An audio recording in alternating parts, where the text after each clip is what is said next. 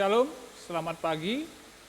Tidak terasa sudah di akhir bulan, Jumat 28 Februari.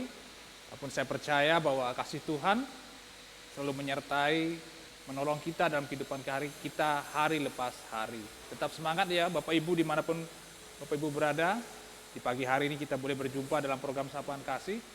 Namun sebelum kita masuk dalam perenungan firman Tuhan, mari kita berdoa.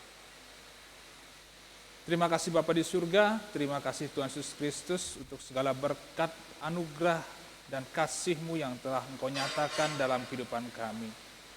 Kami percaya bahwa di pagi hari ini Tuhan kami boleh datang kepadamu Tuhan, itu bukan semata-mata oleh karena kami kuat, bukan semata-mata kami mampu Tuhan, tetapi kami dianugerahkan Tuhan, kami dimampukan oleh kasih-Mu Tuhan. Tuhan, kami telah siap untuk mendengarkan firman-Mu Tuhan. Berikan kami hati seorang murid Tuhan yang mau mendengar, mau belajar Tuhan akan firman-Mu Tuhan dan mau mengerti akan apa rancangan dan kehendak-Mu bagi kehidupan kami. Berkati hamba-Mu yang akan menyampaikan kebenaran firman-Mu Tuhan. Berkati kami semua Tuhan, biarlah Engkau menjaga hati dan pikiran kami untuk tetap fokus kepada Engkau. Terima kasih Tuhan Yesus Kristus, di dalam nama-Mu kami berdoa dan mengucapkan syukur. Haleluya. Amin. Pembacaan firman Tuhan terambil dari Mazmur 66 ayat yang ke-12. Engkau telah membiarkan orang-orang melintasi kepala kami. Kami telah menempuh api dan air, tetapi Engkau telah mengeluarkan kami sehingga bebas. Dan 2 Korintus pasal yang keempat ayat ke-9 sampai ke-10, Paulus menulis, kami dianiaya namun tidak ditinggalkan sendirian. Kami dihempaskan namun tidak binasa. Kami senantiasa membawa kematian Yesus di dalam tubuh kami, supaya kehidupan Yesus juga menjadi nyata dalam tubuh kami. Kalau kita membuka puji dan janji pada pagi hari ini, diberi judul tidak ditinggalkan. Sebelum kita masuk dalam perenungan pada pagi hari ini, kita boleh bertanya, bagaimana sih yang dikatakan atau kita merasakan yang dikatakan yang ditinggalkan? Ditinggalkan. Saya yakin dan percaya bahwa kita semua pasti pernah mengalami. Saya mengambil ilustrasi yang sederhana, tetapi ini semua pasti akan dialami setiap orang. Kalau Bapak Ibu atau Saudara teringat dulu waktu masih kecil, pada saat baru masuk sekolah dasar, sekolah TK, taman kanak-kanak, saya yakin dan percaya pasti Bapak Ibu kita semua, entah diantar oleh papanya, oleh mamanya, atau oleh om, tante, atau kakek nenek, ataupun siapapun yang kita percaya, kita pasti tidak mau ditinggal. Dan itu saya juga mengalami dan juga saya melihat hal-hal seperti itu. Jadi satu hari itu, bukan murid-muridnya saja yang di dalam kelas, tetapi juga para penunggunya juga ada di dalam kelas. Dan kita bisa merasakan bahwa begitu anak-anak ini takut untuk ditinggalkan. Anak-anak yang baru belajar untuk masuk dalam sekolah taman-taman kanak-kanak ini tidak mau ditinggalkan oleh orang-orang yang mereka percayai. Dan kita bisa belajar dari hal itu. Dan itu pun juga terjadi dalam kehidupan kita. Kita kadang diizinkan untuk mengalami hal-hal seperti itu. Tetapi firman Tuhan pada pagi hari ini, melalui perenungan yang kita dengar dari firman Tuhan, di situ dikatakan bahwa Engkau telah membiarkan orang-orang melintasi kepala kami, kami telah menempuh air, api, tetapi Engkau telah mengeluarkan kami sehingga kami bebas. Dan di situ janji Tuhan, bahwa Tuhan tidak pernah meninggalkan umatnya.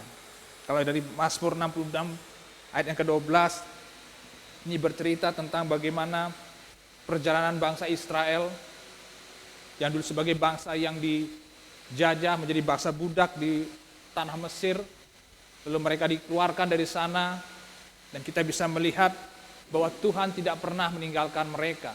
Tuhan selalu setia dalam janji-janji yang diberikan kepada bangsa Israel, sehingga mereka boleh menikmati kebebasan dan mereka menikmati tanah perjanjian yang dijanjikan oleh Tuhan Allah.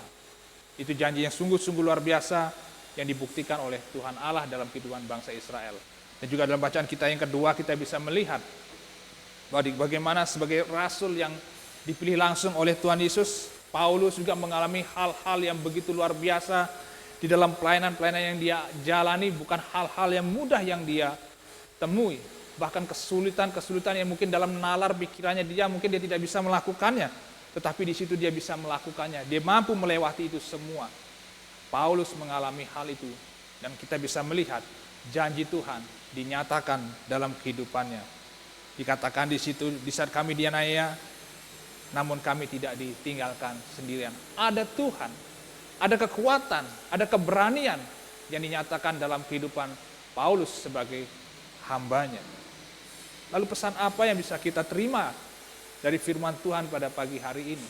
Pertama, kita sebagai orang percaya bahwa kita tidak pernah terlepas yang namanya menghadapi masalah, kesulitan, beban hidup.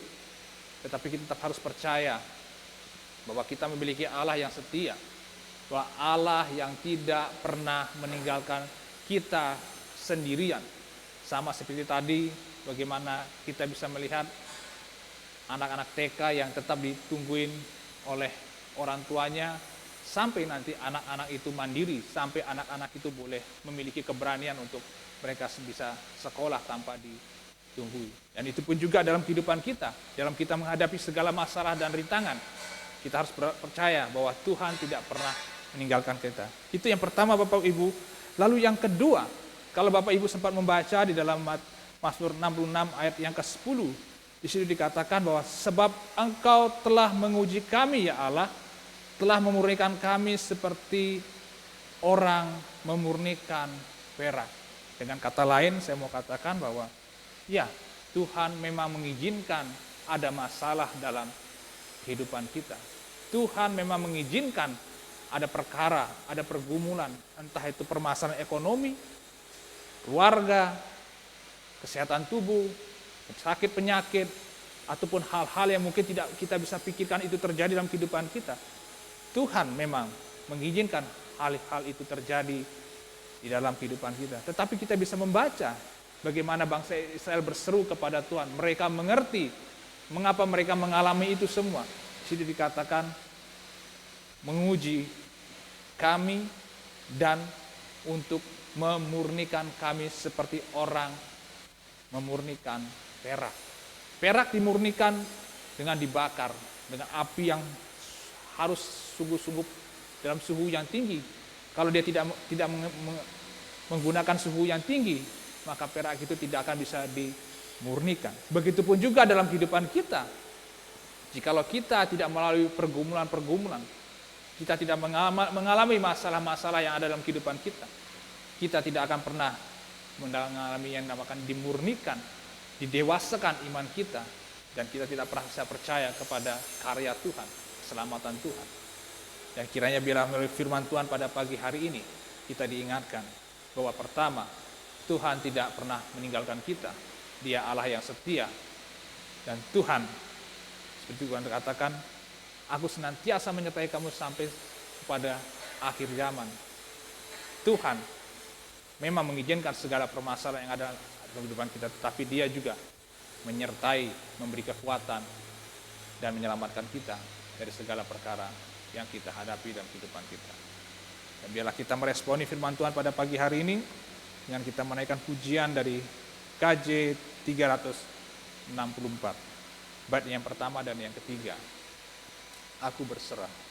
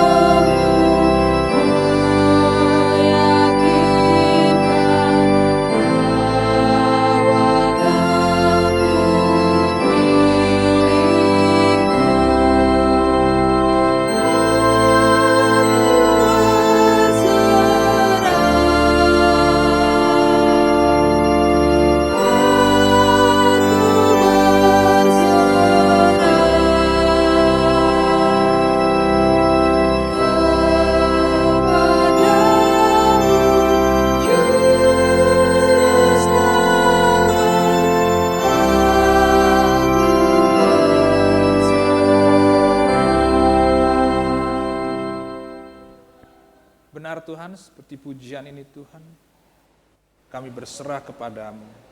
Itulah hidup kami Tuhan.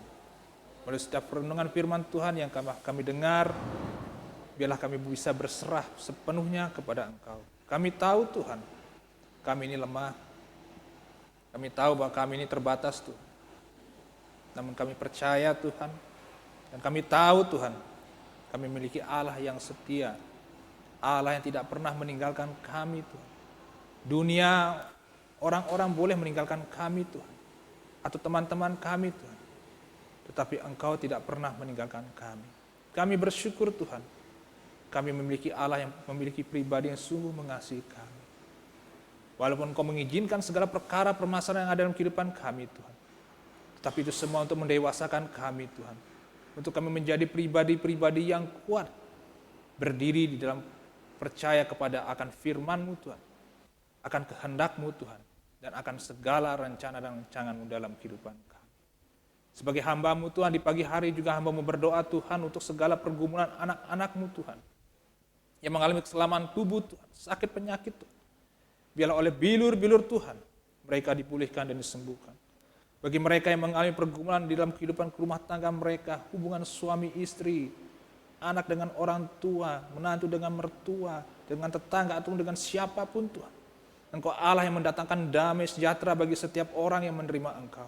Dan biarlah itu terjadi di setiap keluarga-keluarga anak-anak-Mu Tuhan.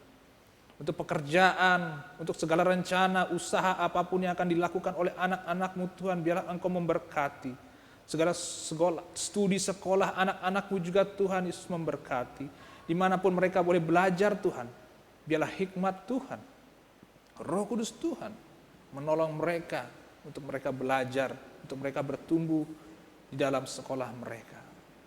Dan kami menyerahkan ke dalam tangan-Mu Tuhan Yesus Kristus untuk kehidupan kami hari ini Tuhan. Di pagi hari ini Tuhan, di siang, di sore, bahkan sampai nanti malam Tuhan. Hanya di dalam tangan Tuhan Yesus Kristus. Engkau pimpin kami Tuhan. Engkau menjaga kami Tuhan. Terima kasih Bapa di surga. Terima kasih Tuhan Yesus Kristus. Di dalam nama-Mu kami berdoa dan mengucapkan syukur. Haleluya, haleluya. Amin. Tuhan Yesus memberkati.